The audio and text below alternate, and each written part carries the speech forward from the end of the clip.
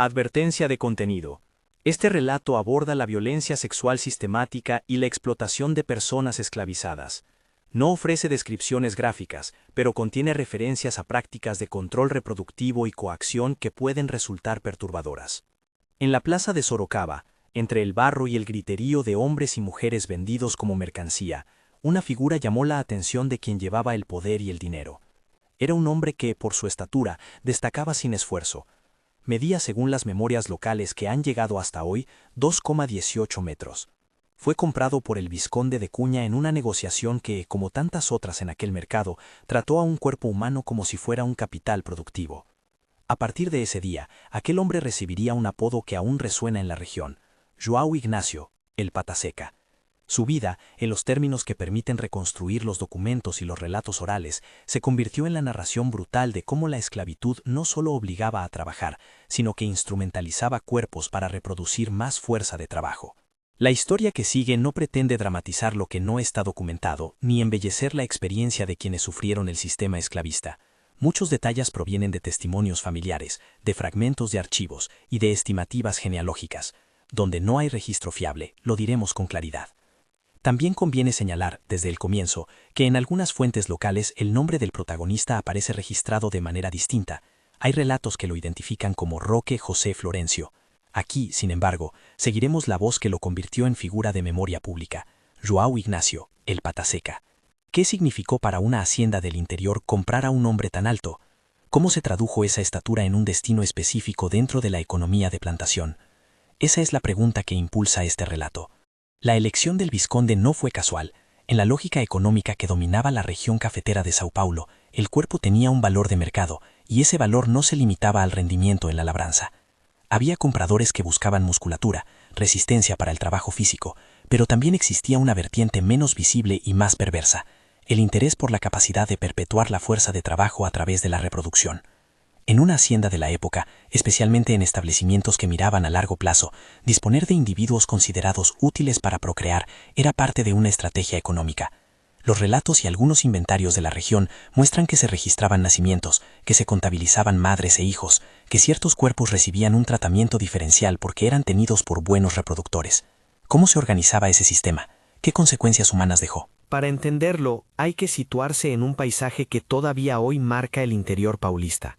Haciendas con extensas plantaciones de café, una jerarquía social rígida y un mercado de esclavos que abastecía tanto al trabajo de campo como a la vida doméstica. Sorocaba era uno de los centros donde, en jornadas señaladas, se hacía la feria de compra y venta.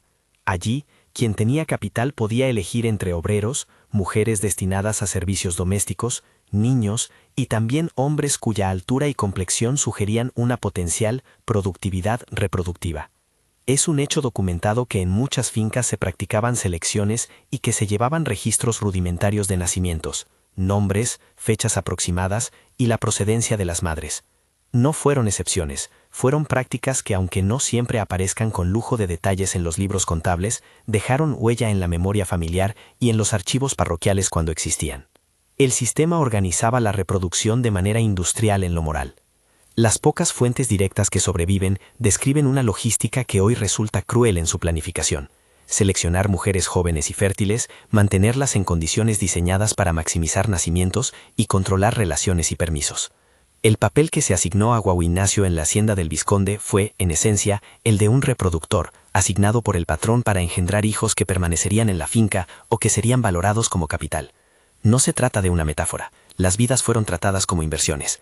A cambio de esa función, según testimonios, algunos hombres recibían privilegios relativos: mejor alimentación, alojamiento separado, tareas menos agotadores en el trabajo físico, responsabilidades que los mantenían cerca del patrón, como el cuidado de caballos o la entrega de recados en viajes a la ciudad. Esos privilegios, sin embargo, no mitigaban la violencia estructural de la situación, formaban parte de la misma lógica económica que los explotaban. Esa doble condición, privilegiado en lo material y a la vez desposeído en lo subjetivo, marcó el día a día de João. Cuidaba de caballos, realizaba tránsitos entre la hacienda y los pueblos, llevaba mensajes, cumplía órdenes que lo mantenían en una posición visible. Para la gerencia del establecimiento era conveniente, conservar su salud y su fuerza significaba sostener la capacidad reproductiva. Pero detrás de esa utilidad impuesta, surgieron vínculos humanos que complican cualquier lectura unívoca. En uno de los viajes que hacía con frecuencia a la ciudad, se produce un encuentro que cambiará la narrativa íntima de su vida, el de Palmira. Palmira aparece en los relatos como una mujer que trabajaba en el servicio doméstico de la hacienda o en una propiedad cercana. Su historia, como la de muchas mujeres esclavizadas, está tejida entre la resistencia cotidiana y la precariedad. Las crónicas familiares y las reconstrucciones orales cuentan que entre Palmira y João se tejió un lazo afectivo que sobrevivió a las restricciones impuestas por la condición servil. Hay consenso en la memoria local en cuanto a que, cuando el vizconde permitió, en términos que conviene calificar como condicionados, el matrimonio entre ambos, aquel gesto formó parte tanto de un cálculo social como de una posible concesión de control. El permiso para casarse no siempre significaba libertad real, a veces era una forma de regular las relaciones y consolidar su resultado en términos productivos. Hijos que nacerían y que, según la voluntad del patrón, podrían permanecer bajo su control. Tras la Ley del Vientre Libre de 1871, que declaró libres a los hijos de mujeres esclavizadas nacidos a partir de su promulgación, la lógica del mercado cambió. El valor reproductivo que había otorgado a ciertos cuerpos una función económica específica comenzó a declinar. La ley no abolió la esclavitud, pero introdujo una dinámica nueva. Aquel que había sido útil para reproducir ya no garantizaba por sí mismo el mercado futuro. Fue entonces cuando, según registros y testimonios, la posición de João en la hacienda empezó a mutar. Algunos relatos dicen que el vizconde le concedió 20 alqueires de tierra como un regalo, una expresión que hay que leer con escepticismo, porque la concesión se enmarca en relaciones asimétricas entre patrón y esclavo liberado. En 1888, con la Ley Áurea, la libertad llegó de manera formal para quienes seguían en condiciones de servidumbre. Para João y Palmira, la libertad legal abrió la posibilidad real de formar una familia reconocida y de plantar un terreno propio. 9 hijos nacieron libres, según las memorias familiares que perduran en Santa Eudoxia y en San Carlos. Son cifras que las familias transmitieron a las generaciones. Son por eso estimativas afectadas por la memoria. La transición de la hacienda a la pequeña propiedad no fue tranquila ni lineal. En muchos casos, el regalo de tierras era apenas un inicio. Vecinos con mayor poder económico, autoridades locales y arbitrariedades legales podían en el tiempo erosionar esas propiedades hasta dejarlas casi sin efecto. En el caso que nos interesa, hay documentos que sugieren disputas, ventas forzadas o maniobras administrativas que fueron minando la superficie de aquellos terrenos concedidos. La presión social sobre los recién liberados, la ausencia de redes de protección y la violencia estructural que persistió en la República naciente convirtieron la posesión formal en un bien frágil. Muchos libertos que intentaron consolidar parcelas de tierra terminaron en precariedad por falta de acceso al crédito, por la hostilidad vecinal o por demandas judiciales incompletas. Así, la concesión inicial de 20 alqueires, cuando se la menciona en fuentes locales, se transformó con el tiempo en una propiedad disminuida, en un patrimonio que fue perdiéndose gradualmente. Frente a esa pérdida de tierra y de recursos, la dignidad de quienes resistieron adquirió otros matices: la capacidad de reorganizar la vida familiar, la transmisión de saberes agrarios de generación en generación, y la construcción de redes comunitarias que preservaron nombres, rostros y eventos. João y Palmira, en la complejidad de su situación, lograron formar una descendencia que se asentó en la región. Las familias actuales que se remontan a ellos hablan de raíces que se abran en direcciones inesperadas, costumbres, oficios, historias que enlazan con la memoria de la hacienda y con la lucha por permanecer en la tierra. Aquí hay que hacer una pausa y recordar algo esencial. El recuento exacto de hijos o el número de personas descendientes de João son estimaciones. Algunos relatos orales han llegado a sugerir cifras extraordinarias, hasta 200 o 300 descendientes en un sentido amplio. Pero esos números deben tratarse con prudencia. Son manifestaciones del peso simbólico de una figura que se multiplica en la memoria colectiva, más que inventarios demográficos verificables. El paso del tiempo convirtió a João en un nombre que circuló entre mitos y relatos locales. La longevidad que se le atribuye es parte de esa dimensión legendaria. Testimonios familiares y notas de parroquias hablan de una vida que se prolongó más allá de lo habitual. Hay quienes llegaron a decir que vivió 130 años.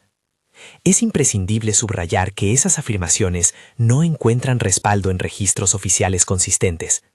En muchos casos, los libros parroquiales están incompletos o se basan en la memoria de quienes transmitieron edades sin verificación documental. Por eso, cuando la tradición popular multiplica la cifra de años de vida, lo que se refleja no es solo un dato biológico, sino una potencia simbólica. La figura de alguien que sobrevivió a la esclavitud, a la emancipación parcial y a la marginación republicana, y que por ello fue elevada a un lugar especial en la historia local. Mantener esa ambivalencia entre mito y documento es una obligación intelectual y ética. La figura de El Pataseca también interpela la memoria pública de la región. No hay estatuas que lo recuerden en la plaza central, y rara vez su historia aparece en los circuitos oficiales del patrimonio. Sin embargo, en Santa Eudoxia y en São Carlos, su nombre aparece en relatos familiares, en genealogías que los nietos comparten alrededor de mesas, en bautismos y en lápidas que conservan apellidos que remiten a aquellas líneas de sangre. La ausencia de reconocimiento institucional es reveladora. Muchas historias de violencia reproductiva han quedado fuera del canon público por consideraciones morales, por vergüenza o por una voluntad explícita de olvidar. ¿Por qué resulta tan difícil para una sociedad reconocer que la reproducción fue, en muchos casos, un campo de explotación? Porque admitirlo obliga a confrontar la íntima relación entre economía, sexualidad y poder. Hablar de violencia reproductiva no significa reducir a sus protagonistas a meros objetos. Significa, más bien, nombrar una operación estructural. El sistema esclavista organizó cuerpos para producir otros cuerpos. De esa operación surgieron consecuencias profundas, familias separadas y reunificadas bajo condiciones desiguales, genealogías que se ramifican con nombres impuestos, apellidos negociados y ascendencias que a veces se borran deliberadamente. Para quienes fueron obligados a reproducir en contra de su voluntad, la carga psicológica y social dejó huellas que atraviesan generaciones. Para los descendientes, la memoria se convierte en un acto de reparación simbólica. Reconstruir historias, reivindicar nombres, buscar documentos y, en algunos casos, restaurar parcelas de tierra o recordar los oficios que permitieron la supervivencia. No es casual que la historia de João genere preguntas incómodas. ¿Qué significa que un patrón regale tierra a quien hasta poco antes había considerado propiedad? ¿Cómo entender la concesión, si inmediatamente después fuerzas sociales la minan hasta reducirla? Estos interrogantes nos devuelven a la lógica profunda de un sistema que no desaparece con una ley, cambia de forma, y las relaciones de poder se reinventan. La Ley Áurea de 1888 vino a abolir formalmente la esclavitud, pero no garantizó redes de apoyo para quienes quedaban en la precariedad económica y social. En el Brasil de finales del siglo XIX, el acceso a la tierra, al crédito y a la justicia fue con frecuencia un privilegio que continuó recayendo en una élite que dominaba los aparatos político-administrativos. En el relato de João y Palmira, la intimidad convive con la imposición.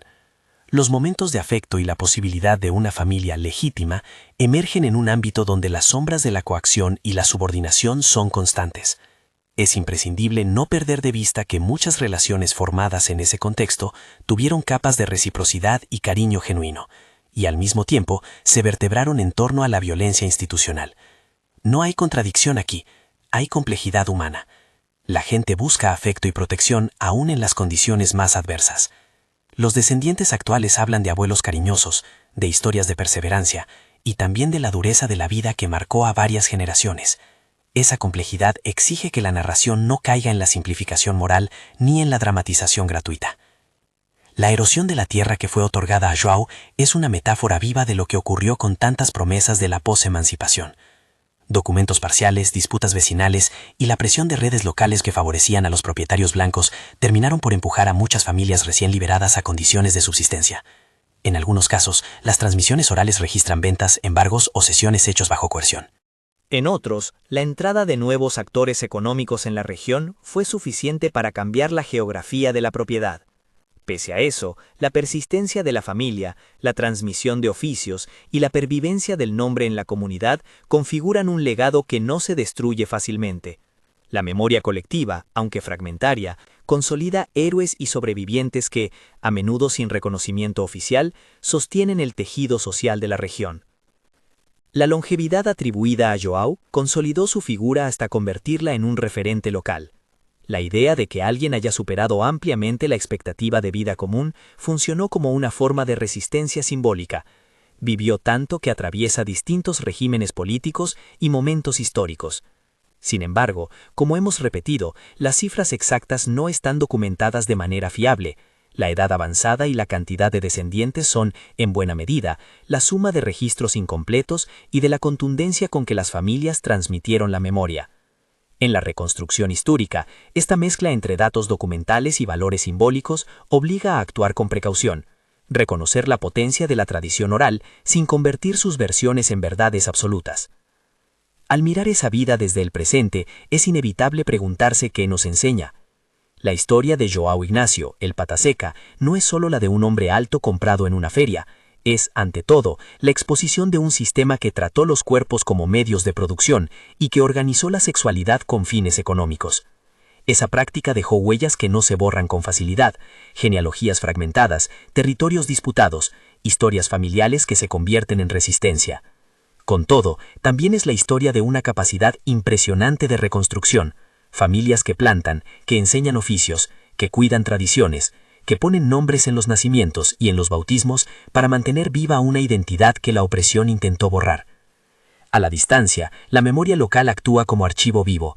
En los registros parroquiales que sobreviven, en los testimonios que se recogen en las tertulias familiares y en las lápidas de los cementerios de Santa Eudoxia y de São Carlos, aparecen rastros que permiten esbozar un árbol genealógico. No es un árbol completo ni sin resquicios, está hecho de retazos y de ausencias. Los descendientes que hoy reivindican su ascendencia lo hacen con prudencia y con orgullo. No buscan convertir una trayectoria de sufrimiento en un relato de victimización única, sino situarla en su contexto humano y político, reconociendo la complejidad de su herencia. ¿Puede la historia pública hacer justicia a ese legado?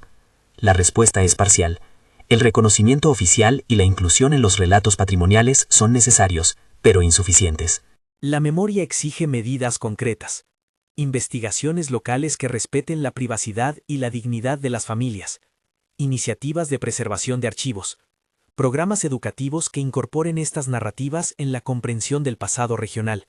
Y sobre todo, la voluntad de escuchar a quienes transmiten la memoria.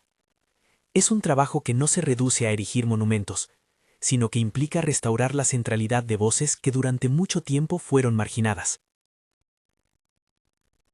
El cierre de la vida de João, aun cuando algunos datos sean discutibles, permite un cierre simbólico. La muerte de alguien que había sido objeto de compra y gestión concluye con una descendencia que se multiplica y con una memoria que se transmite. La figura de El Pataseca sigue siendo por eso un punto de partida para pensar no solo la violencia del pasado, sino las formas en que ese pasado se articula con el presente. La genealogía, la memoria local y las disputas por la tierra no son reliquias de otro tiempo. Son temas que invitan a reparar y a comprender las continuidades de la desigualdad. Al terminar este recorrido, conviene insistir en algunas precauciones metodológicas. Mucho de lo que afirmamos descansa en relatos orales y en documentos parciales. Las cifras extraordinarias que circulan, la longevidad extrema, el número masivo de descendientes o ciertos precios de compra deben entenderse como estimaciones transmitidas por testigos y por familias que, al contar la historia, asignan significado a la presencia del ancestro en su genealogía. Esa dignidad simbólica no invalida el valor histórico de los relatos, solo obliga a tratarlos con rigor crítico y con respeto por quienes los conservan. La memoria de João Ignacio, el Pataseca, nos exige mirar la esclavitud con una mayor complejidad. No fue únicamente trabajo forzado, fue también control corporal con fines reproductivos, una faceta menos atendida en la historiografía pública, pero central para comprender las dinámicas del poder. Reconocer esa dimensión es reconocer a su vez la necesidad de horizontes de reparación y de escucha. Las familias que hoy se identifican como descendientes de él lo hacen con la mezcla de orgullo y de dolor que dejan las historias de supervivencia. Si esta historia está tocando algo en usted, quédate hasta el final para conocer las fuentes y las posibilidades de participar en la memoria local. Suscribirse a este canal ayuda a que más relatos como este sean escuchados y preservados. La invitación a la acción no es solo simbólica. En la descripción encontrará enlaces a archivos, testimonios recogidos por investigadores locales y a proyectos que trabajan con genealogía comunitaria en San Carlos y Santa Eudoxia. Consultar esas fuentes permite comprobar las variaciones entre lo oral y lo documental, y apreciar la ardua labor de quienes, a partir de fragmentos, reconstruyen vidas que fueron negadas en su tiempo. Al mirar hacia atrás y hacia adelante, la historia de João plantea preguntas que resuenan hoy. ¿Cómo reparan las sociedades las heridas de una explotación que operó también sobre la reproducción humana? ¿De qué manera la memoria colectiva puede transformar la invisibilidad en reconocimiento y en reparación? No hay respuestas fáciles. Lo que existe es la urgencia ética de nombrar, de preservar testimonios y de construir narrativas que integren la complejidad sin caer en simplificaciones. La historia termina con la constatación de que, pese a los intentos de borrar o domesticar recuerdos, la resistencia colectiva mantiene vivos los nombres. João Ignacio, conocido como el Pata Seca, es una figura que se inscribe en esa trama. Comprado por su altura, utilizado por su capacidad de engendrar, pero sobre todo recordado como un antepasado cuyos descendientes hoy reclaman lugar en la historia regional. Su vida despliega así un caso emblemático de cómo la esclavitud intervino en lo más íntimo de la existencia humana y de cómo las familias sometidas transformaron esa violencia en memoria y legado. Para quienes quieran profundizar, recomendamos revisar las fuentes mencionadas en la descripción, contribuir con relatos familiares en iniciativas de memoria y, si es posible, apoyar proyectos locales que trabajan en la preservación de archivos y genealogías. Compartir este video con personas interesadas en la historia regional o en los derechos humanos ayuda a mantener viva una conversación necesaria. La memoria es un patrimonio colectivo. Cuidarla es un acto de justicia.